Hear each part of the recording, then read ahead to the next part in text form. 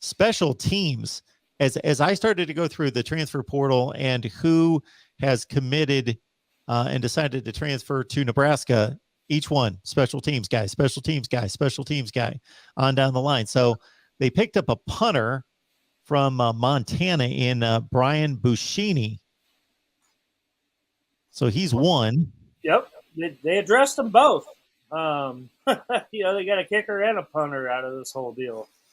So they're addressing that special teams. Brian Brucini coming out of Montana. Nebraska fans, we know that they struck gold out of Montana last year with Samari Torre. And that's kind of cool too. You brought it up earlier about a guy that goes to school and plays at a high level for you for several years and then transfers away. We could say Adrian Martinez is going to be that guy when he goes to the NFL. He'll say he's not from Nebraska; he's from wherever, Kansas State or whatever. Samari Torre is a guy that will be from Nebraska, so that's cool. So going back to Brian Brucini from Montana, he's the FCS Punter of the Year. So he's not, he's not chopped liver or anything like that. So Nebraska went out and targeted the best guy that they could find that they thought could help them out right away. And like I said, they had success with a Montana player already. So I don't think that scared them off at all. And that's awesome. And I think that, boom, now you have your punter. And then we hear that, you get your kicker as well out of Furman, who's also a pretty darn good player who's had a heck of a career in Timmy Blakerode. So, you just addressed both of your really big-time needs in the kicking game. And, we talked about last week as well as one of the recent commits with Malcolm Hartzog.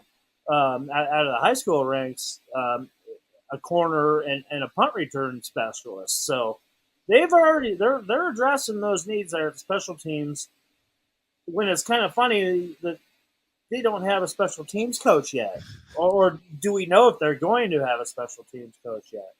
But obviously that is a big time area of need, and they're filling that right now. And I just can't wait for those jobs to be nailed down, and instead of hearing week by week next year that it's an open competition, because that's all we've been hearing for about the last 2 years at those spots. Greg, maybe the approach is they go out and get such good special teams players, they don't need a coach. Yeah, well, that would be great, right? Here's the thing is that they have a special teams coach on staff by the name of Bill Bush. He's done it before, and he's there. He's available. He's one of those special, advisors. And that's the big question: is if he's going to be that final hire to round things out. It's bizarre right now, so it's hard to say. So as Greg mentions, Buschini gets the job done here. FCS All-American, 46-yard average on his punts. He also kicks off. So he apparently can kick him through the end zone, and Nebraska's only kicked 27 out of the last 75 through the end zone, and he can do that on a regular basis. Yeah. Miss those old days when you always had a guy there with a cannon that would drive it right through the end zone, through the uprights every now and then, get a rouge, but it didn't count because we're not in Canada. So, yeah. And then I've got the Furman kicker, Blakerode. I got his numbers here: 30 of 32 on extra points, 15 of 19 on field goals. Not bad. We'll take it here. That'll get the job done. That will get the job done. Yep. So any kind of an upgrade right now at those positions is an A+ in my book. And they picked up a long snapper from Georgetown, Brady Weiss. And then I think it was last week that you touched on Malcolm Hartzog, that they had already gotten the kickoff and punt returner. Yeah, I just brought him up just now as well. And we are missing. You missed they just picked up yesterday, I believe. Tommy Hill was a transfer out of ASU, another corner slash safety, former 4-star player that transferred out of ASU. So yeah, that's another feather in Travis Fisher's hat again.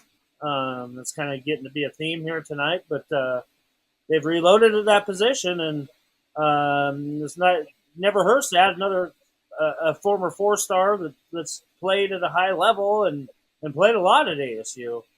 So yeah, you see Nebraska right now building this class through high school commits, through junior college commits, and through the transfer portal, and that's the way that they have to do it right now because we mentioned last week that you're not going to build this and fix things just going straight with high school prospects right now, and they're making the most of things right now. Coming up, here, it's only a few hours away before you can start signing your letter of intent and faxing it over to your school. Tommy Hill played in 7 of Arizona State's 12 games. They've got a bowl game against Wisconsin coming up.